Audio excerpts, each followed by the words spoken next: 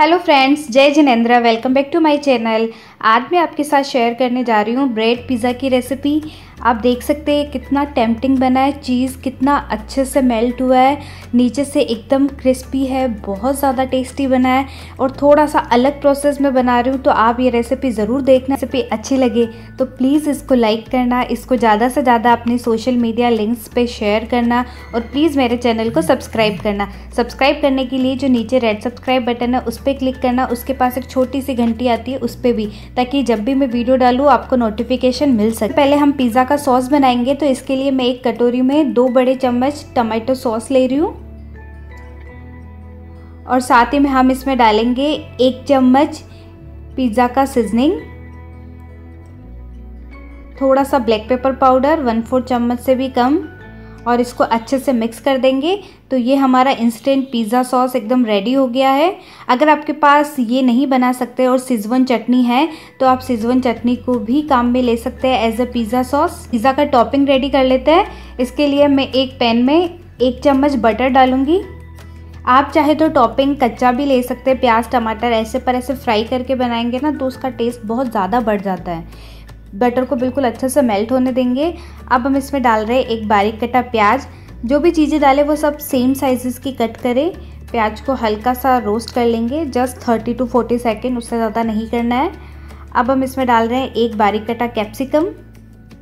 आप और भी कोई चीज़ें ले सकते हैं, कॉर्न ले सकते हैं, बेबी कॉर्न ले सकते हैं, जो भी आपको पसंद हो टॉपिंग के लिए। इसको भी अच्छे से मिक्स करके जस्ट 30 to 40 सेकेंड इसको भी पकाना है।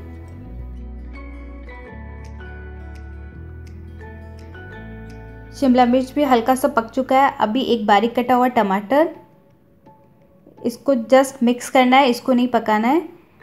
अभी हम इसका सीजनिंग करेंगे।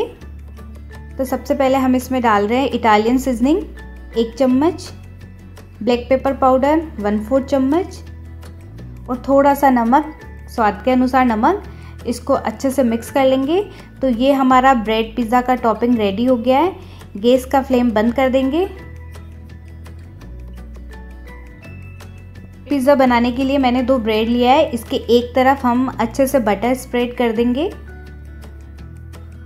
बिल्कुल अच्छे से, ताकि ये इवनली पूरा बटर से अच्छे से कोट हो जाए।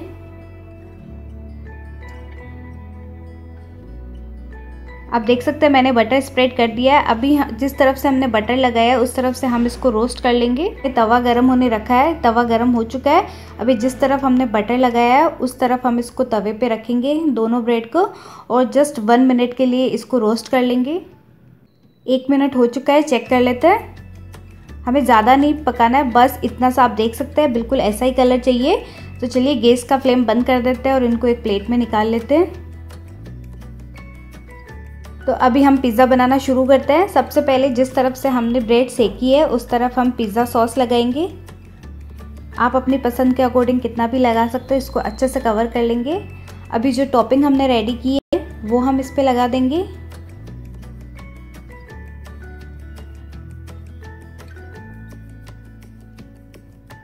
जितना आपको लगाना आप उतना लगाइए। अभी थोड़ा सा हम इसके ऊपर पिज़्ज़ा सीजनिंग स्प्रिंकल करेंगे और लास्ट हम इस पर ग्रेट करेंगे चीज़ आप अपनी पसंद के अकॉर्डिंग कितना भी ग्रेट कर सकते हैं, क्योंकि पिज़्ज़ा जितना चीज़ी होगा उतना अच्छा लगता है।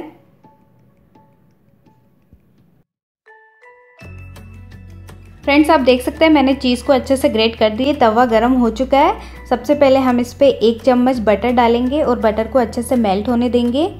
आप देख सकते हैं मेल्ट हो चुका है। अभी हम इसके ऊपर ब्रेड पिज़्ज़ा रखेंगे। गैस का फ्लेम कम कर देंगे और स्लो फ्लेम पे कवर करके हम इसे तब तक पकाएंगे तब तक कि चीज़ मेल्ट नहीं हो जाता, या फिर जस्ट 2 से 3 मिनट के लिए। ओके, एक बार चेक कर लेते हैं। वाओ, आप देख सकते हैं चीज़ बिल्कुल अच्छे से मेल्ट हो चुका है और बहुत अच्छी खुशबू आ रही है पिज़्ज़ा की। ये नीचे से भी एकदम क्रिस्पी हो चुका है। चलिए इसको निकाल लेते हैं और ऐसे ही हम दूसरा पिज़्ज़ा भी बना लेंगे।